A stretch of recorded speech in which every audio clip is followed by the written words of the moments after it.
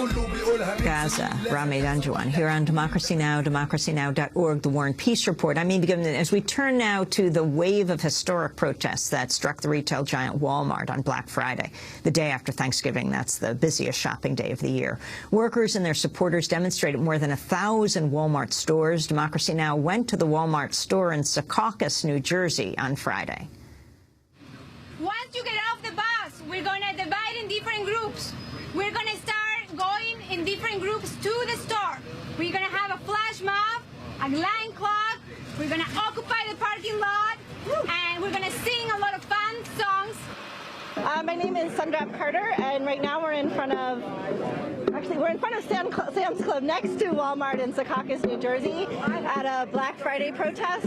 Workers across the country are walking out of stores today, telling Wal-Mart that they're tired of being treated badly and want fair wages and respect at their workplace, and we're here in solidarity with those workers. Last I heard, there's over 1,000 actions happening across the country, and there's walkouts happening, worker walkouts happening in over 100 stores.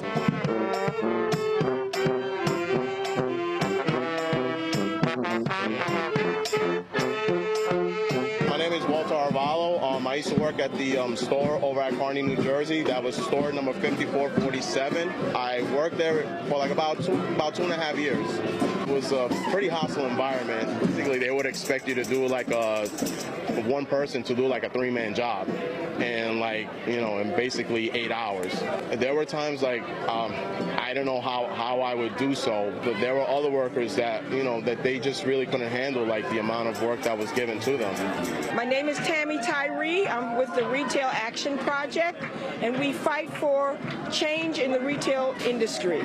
Many people shop, but they don't think about who's the person that's helping them, and that person has a family and is making a living. This is not just something that people do on their way to something else all the time, which is what the major employers try to tell people.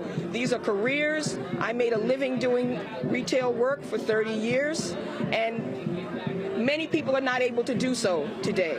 There's a large percentage of retail workers that are working for $7.25 an hour, which is minimum wage, and even some retailers are paying people below minimum wage. Benefits come to you when you work a certain amount of hours and when you have a certain status. But if people are working and they're not getting even part-time hours,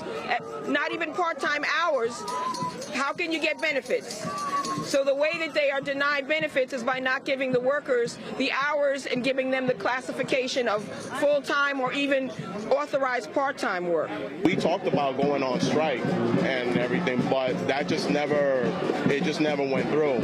We even talked about walking out on Black Friday, even before all this happened. Management bullies them. And like they'll just let them know, well, look, if you do so and so, you'll just lose your, you're going to lose your job, point blank. We workers with respect, solidarity, and solidarity.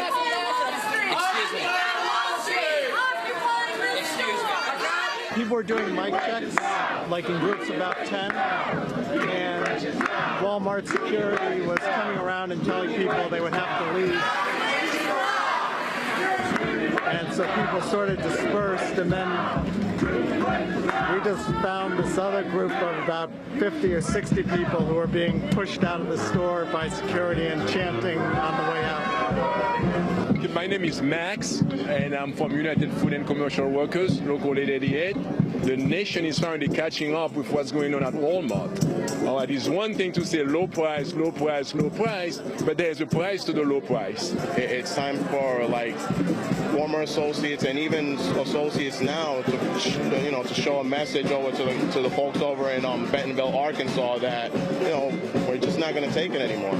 The voices of protest outside of Secaucus, New Jersey, Wal-Mart, produced by Democracy Now!'s Sam Alcoff and Martina Starista. They produced the piece. The Wal-Mart protests were organized in part by Our Wal-Mart, an organization backed by the United Food and Commercial Workers. 9 people, including 3 Wal-Mart workers, were arrested at a protest in Los Angeles after they blocked traffic. Wal-Mart responded by diminishing the impact of the demonstrations. This is the company's marketing officer, Duncan McNaughton. We estimate that less than 50 Walmart associates were involved in the protests across the United States, and in many of those locations, no Walmart associates took place. We had roughly the same number of call-ins than we had last year for people that didn't come to work. Well, for more, we're joined by Josh Eidelson, contributing writer for The Nation magazine, Salon, and in these times where he's been reporting on the Walmart protests. We did ask Walmart to join us today, but they did not respond to our request. We had you on last Wednesday before the big protests on Friday. Can you summarize what happened, Josh, on Black Friday? Sure. So what we saw Thursday night and Friday was over 1,000 protests. Strikes in 100 cities, according to organizers. Those strikes, they say, included hundreds of workers. Organizers say they're still counting the number. But for perspective, in October, we saw 160 retail workers go out on strike.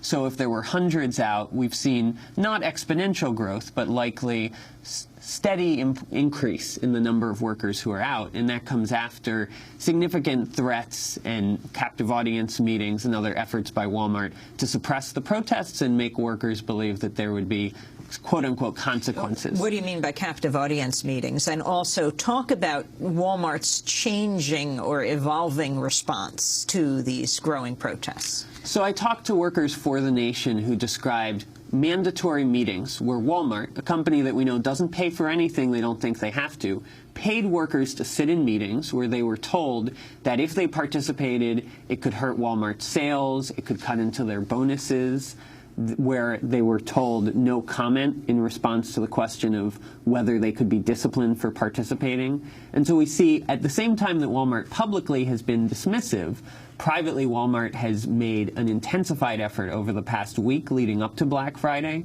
to make workers believe that they could suffer adverse consequences if they participate. And then talking about whether these protests were legal or illegal? Yes. So Walmart filed a National Labor Relations Board charge, which, as I explained at The Nation, is unlikely to succeed, but sends the message to workers that Walmart is claiming the strikes are not legally protected. Whether Walmart wins would turn on whether the strikes are designed to win union recognition, and the workers haven't really provided Walmart any evidence of that. But this was a shot across the bow to send the message that even though the law protects strikes against unfair labor practices, Walmart sees the strikes as illegal, which would give Walmart justification